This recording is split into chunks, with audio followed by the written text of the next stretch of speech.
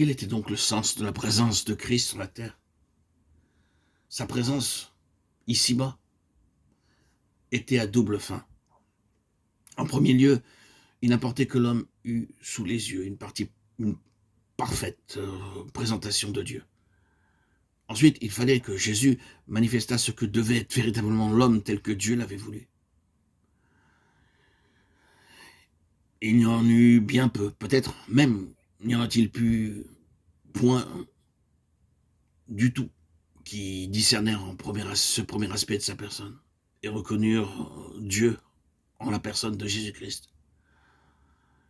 Le monde ne l'a pas connu, dit l'apôtre Jean, en parlant de la véritable lumière. Même ceux qui avaient avec Jésus le contact le plus étroit, le plus suivi, qui le voyaient agir, qui l'entendaient parler, qui pouvaient suivre de près tous ses mouvements, ne le virent pas, à proprement parler. Aussi, pouvait-il dire à l'un d'eux, vers la fin de cette période, « Il y a si longtemps que je suis avec vous, tu ne m'as pas connu, Philippe. Celui qui m'a vu a vu le Père. » Dans ce sens profond, les disciples ne l'avaient pas vu. Il était là pour représenter en personne la pensée, le cœur et la volonté de Dieu. Mais il est impossible de discerner ces choses dans la personne de Christ sans le secours du Saint-Esprit.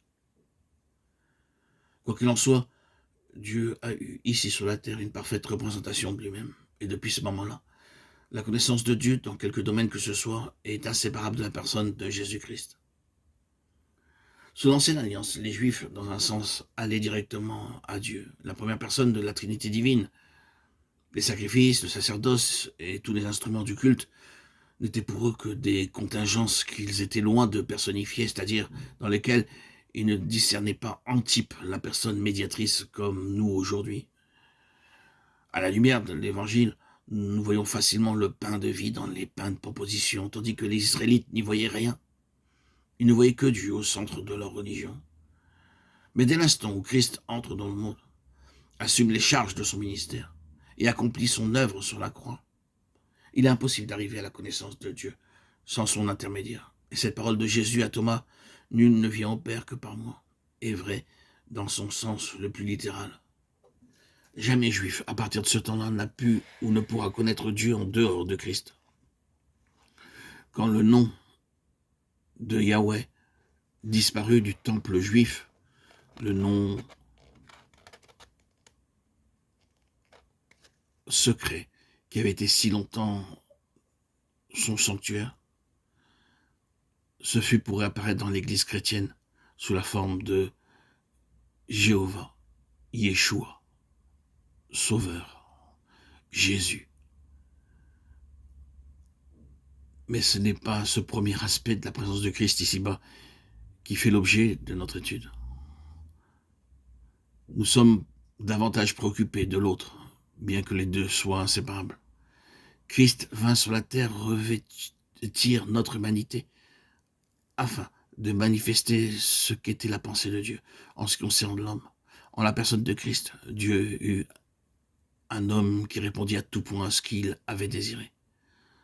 Dans tout ce que nous disons ici de Christ comme homme, nous n'enlevons naturellement rien à sa divinité, à laquelle nous croyons sans aucune réserve. Christ est Dieu.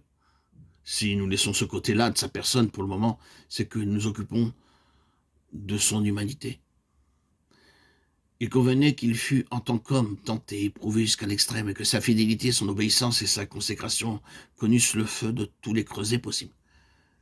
Telle est une des principales raisons pour lesquelles il vint passer quelques années sur la terre.